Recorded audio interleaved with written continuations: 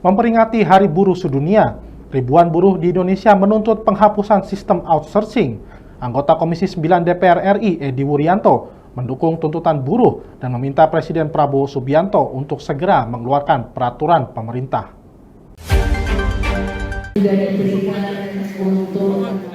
Hal ini disampaikan Edi Wuryanto saat menggelar pertemuan dengan ratusan perawat di Blora.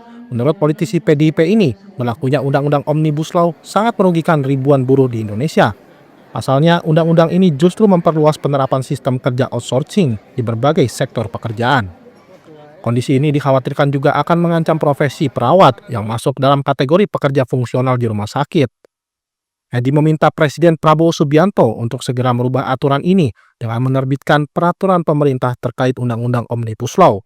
MK meskipun secara konstitusional outsourcing itu ada, tapi sudah memerintahkan untuk merevisi, dan Perpu Undang-Undang Cipta Kerja sudah menjadi undang-undang, tapi PP-nya yang belum dirubah.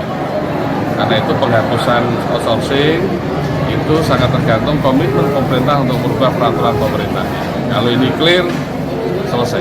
Dan itu hanya tugas Presiden karena urusan peraturan pemerintah.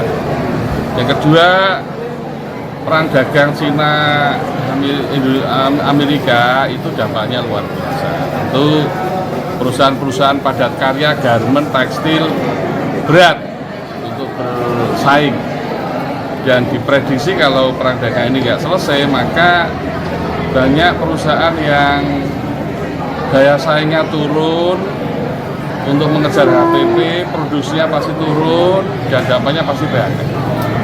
Maka pemerintah harus menyiapkan mitigasi untuk PHK ini, dan saya mendukung upaya untuk membuat Satgas PHK untuk melindungi seluruh pekerja dari hak dia, hak kompensasi PHK, hak jaminan sosial tenaga kerjaan, dan hak-hak lain mesti harus dilindungi. Tapi yang lebih penting itu Satgas PHK harus bekerja pada sektor hulu, perusahaan-perusahaan yang padat karya yang punya risiko bangkrut harus diadvokasi. Kalau tidak, bantuan pemerintah soal listrik, soal bantuan yang lain perlu dipertimbangkan bagi perusahaan yang padat karya agar tidak terjadi gagal.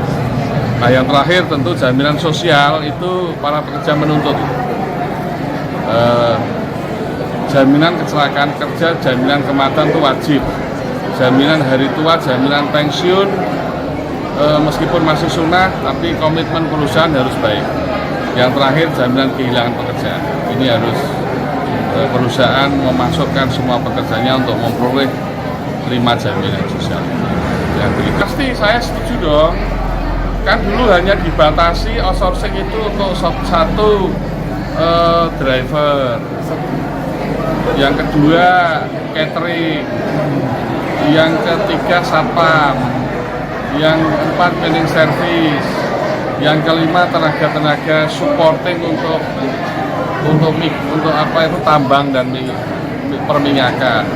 Hanya 5 dulu. Jadi tidak semua tenaga fungsional yang perawat, bidan, ini rumah sakit tidak mungkin hidup tanpa tenaga fungsional mereka. Ini tidak bisa dia di outsourcing-kan. Dia harus pegawai tetap. Nah, kalau PP ini nggak bisa dirubah, maka perawat rumah sakit lebih memilih outsourcing dong. Kan tidak fair dong. Dari Kabupaten Blora, Hanafi, Bingkar TV melaporkan.